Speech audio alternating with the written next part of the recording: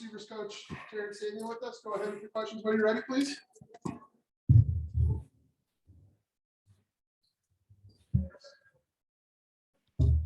Yeah. Hey, Terrence, I know this is the first chance I've gotten to talk to you. So just from your perspective, why Kansas? Why was this the move you wanted to make here? First thing for me, working with Coach Leipold, I started as a GA under him. He molded me. What I am, what I've achieved is because of how he made me, and I'm appreciative. And there was always opportunities to work with him, but it didn't never seem to work. But this one, I knew it could be real good. Coach Antonio talked to me a little bit about it as well, and he talked about how good of a time that he had when he was here. Right along with Dave Warner and Tim Allen and all these guys, everybody just said a bunch of positive things about the atmosphere, the community, great place to raise a family, and this place was hungry to win. So I've luckily been some places, been with some people, and we've won. I wanted to make sure that I give KU that effort in trying to win games and make you guys proud. What's Coach Leipold like now compared to when you first met him? He's a little bit more puckered up now than he was when I was coaching with him, but he's still the same guy. People matter to him. Program matter to him. Things up under his watch, those things are very important. He's a detail guy. We used to always call him the answer guy. Always had an answer. You could always go to Coach Leipold, go to Lance, and get an answer for whatever you were dealing with. And that was players, coaches. It's easy to feel 100% in this program because I know he's in it and he's looking out for me as well as my family.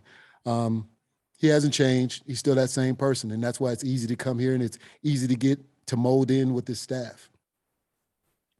Terrence, what's your philosophy? What's the way you like to work with wide receivers and coach these guys? What do you like to do?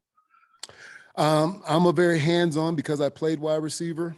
There's things I allow them to get away with as a wide receiver, a guy that played, but then there's things that I don't allow them to get away with. I'm very detailed oriented. There's going to be times when I scream, but then there's be times when I just grab them, talk them, trying to love them up, pat them on the back a little bit. But, if I need to put my foot in there behind, I have no problem with that as well. So, but it comes from a perspective of experience. I think like I said, I wake up easy going to the field knowing that I got to coach wide receivers. I don't think when I'm out there coaching with them. I'm just reacting to things that I see and trying to pass down my knowledge to my guys that I'm coaching. And you come into this role, Kwame's left, right? So you don't have the chance to work with him, but you have a lot of unproven guys now who haven't done a whole lot. What was your initial reaction when you saw the production levels from last year? And then what's your reaction now, I guess, probably about 3 months into your tenure? I want Kwame here. That was a great player. Everything that I watched him do, all I did was salivate and was, like I said, I wish I had the opportunity to coach him, but I will say these guys here, they play hard. They're giving themselves, they're laying themselves out on the line from the way I'm see these guys practice. I'm not having to teach effort. These guys give effort. What I need to teach them is how to be efficient. And I see guys with size. I see guys that they need to learn how to play basketball a little bit more and, body position themselves to make sure that they're making more efficient catches. They need to be a little bit more efficient in how they're running their routes, arm action, how they burst off the line of scrimmage. But I see guys with skill set. I've been able to teach some guys with a lot of different skill sets, some tall guys, some small guys, some basketball player type guys. These guys all fit those categories. And that's why I'm really excited because what I think we can do to take advantage of personnel on the defensive side, we have a menu of player attributes that we can take advantage of. So we should be able to find some weaknesses. I won't say weaknesses. We should be able to find, a player that should be able to take advantage of some opportunities. Hey, Terrence, last year, there were 3 scholarship wide receivers who didn't see the field, but we kind of heard some good things about them. I didn't know if you could talk about Keelan Robinson, Tanaka Scott, and Magic Rector. Tanaka is a big, imposing. He's one of the most imposing wide receivers I had, probably next to Felton Davis. That type of size can overwhelm a DB. Will snatch the ball out of the air. I mean, it's just aggressive. It's hard to teach aggressive, and he has that aggressive mind state when he runs and when he catches. So I'm excited about that. Magic, like I said, when he gets the ball, like I said, he has the ability to make people miss in a phone booth, stop, start, really good ball skills. For size, he has fight. He will fight you. And so you're excited about what he can do once he gets out in open space. Keelan, like I said, the guy he's kind of more of a baller. He's kind of in between a monster and a speed guy, but he just has that ability. He's got a nice form with the way he runs. He runs strong, eager. All three of these guys are eager to learn. And you can see, young guys kind of hang on the old guy in the room that's, is telling all these stories, and all these guys are kind of eager to learn things and apply things. And then when they get out there and apply them, it's great when I see them all come up to me and kind of, all right, coach, that worked. I was like, yeah, well, I've been doing this for 20 some odd years. I mean, it should work, but I have three guys. I have those three young guys. They're going to contribute, probably going to start special teams, probably the first part of it. But then after that, we're going to ask a lot more of them. Yeah. And then my last question for you, this is the small world question. Mm-hmm. Years ago, you recruited Kalen Gervin to Michigan Mm-hmm. State. And here Mm-hmm. you are now getting a chance to be on the same team with him. It's just funny how that works out. It's great because, like I said, when I came in the room, and we would already text. Once he told me that he was going to come this way, and I told him I was coming this way, and it was kind of one of those deals where I just can't wait to see you. And then when I finally saw him in the room, I couldn't help but go in there and grab him and hug him because I of course I know his family. I know everything about him, being that I had to recruit him for like 4 or 5 years, it seems like. But he's the wonderful family, wonderful person. He's going to make KU very happy. Hey, Terrence, I was just wondering for you, now that you've gotten the chance to kind of get on the recruiting trail, what are some of the things that you're looking for from the guys that you're going to want to add to the wide receivers room?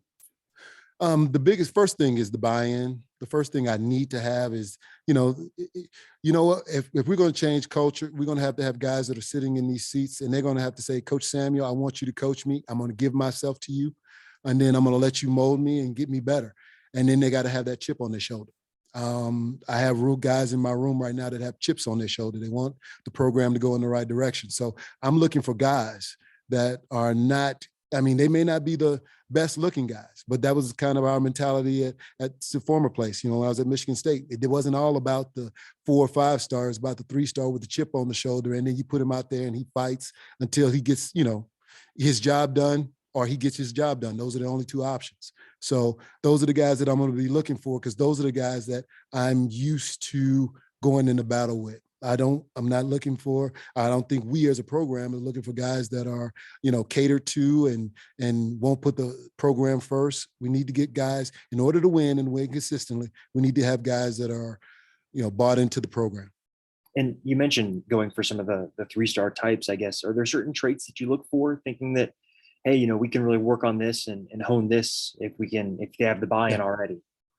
Well, the biggest thing you always notice when you look for guys with the chip on the shoulder is that you're just never satisfied. When you're talking to coaches and you're watching them play, they're frustrated if they didn't make the play. They're frustrated if, their team loses, if they, and then they're out there working.